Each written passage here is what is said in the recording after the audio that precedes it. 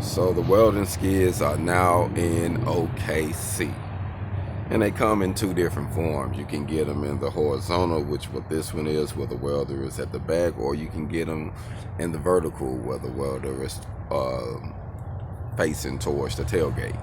And this one is actually a deluxe model, where you have 3 bottles on there with your welding rig, with your welder, your reels, your extension cord reels, and your torch reel. This is the base, pretty much the base deluxe model. Like I said, I added a few things to this one to make it the way I got this one, so that it really don't come like this one. This one's actually a little customized for my needs, but I can't make these exactly like mine. But for a deluxe model, it'll be $1,000, and for the base model, it's $600.